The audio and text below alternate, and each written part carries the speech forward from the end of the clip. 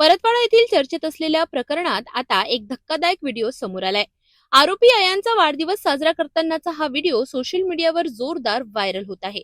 या व्हिडिओमध्ये काही पोलीस कर्मचारीही उपस्थित असल्याची चर्चा रंगली आहे। परतवाडा येथील संवेदनशील प्रकरणात सोशल मीडियावर एक व्हिडिओ मोठ्या प्रमाणात व्हायरल होत असतानाच या व्हिडिओमध्ये आरोपी अयांचा वाढदिवस साजरा केला जात असल्याचे दिसतोय। विशेष म्हणजे या सेलिब्रेशन मध्ये काही पोलीस कर्मचारीही सहभागी असल्याचे दिसते आहे। या प्रकारामुळे नागरिकांमध्ये संताप व्यक्त होत असून पोलीस यंत्रणेच्या भूमिकेवरही प्रश्नचिन्ह उपस्थित केले जात आहे। दरम्यान या सर्व घडामोडींनंतर प्रशासनाने तात्काळ पाऊल उचलत संबंधित 6 पोलीस कर्मचाऱ्यांना मुख्यालयात अटॅच केले आहे।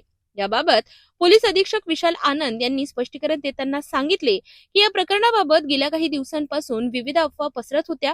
या अफवांमध्ये संबंधित पोलीस कर्मचारी तपासावर नकारात्मक परिणाम करू शकतात अशी शक्यता व्यक्त केली जात होती। म्हणूनच प्रकरणाची संवेदनशीलता लक्षात घेऊन आणि कोणत्याही प्रकारचा नकारात्मक प्रभाव पडू नये यासाठी ही प्रतिबंधात्मक कारवाई करण्यात आली आहे। तसेच अद्याप संबंधित कर्मचाऱ्यांविरोधात कोणताही ठोस गैरप्रकार सिद्ध झालेला नसून त्यांच्या वर्तनाची सखोल चौकशी सुरू आहे।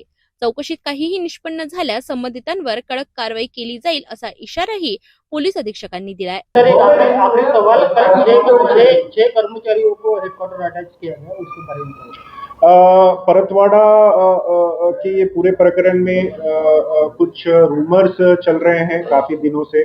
उस रूमर्स में ये भी एक रूमर था कि ये जो संबंधित अधिकारी यानी स्टाफ है वहाँ पे रहने की वजह से ये इन्वेस्टिगेशन पे जो है नेगेटिव परिणाम हो सकता है या नेगेटिव इन्फ्लुएंस हो सकता है करके ऐसा भी एक रूमर चल रहा था।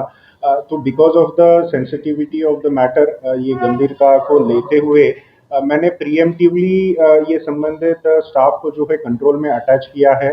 अभी तक इनके खिलाफ में डिसिप्लिनरी तौर पे इन्होंने कुछ गलत काम किया है या इनके खिलाफ में कुछ ऐसा प्रूव नहीं हुआ है, उसकी भी जो है इंक्वायरी मैं कर रहा हूं।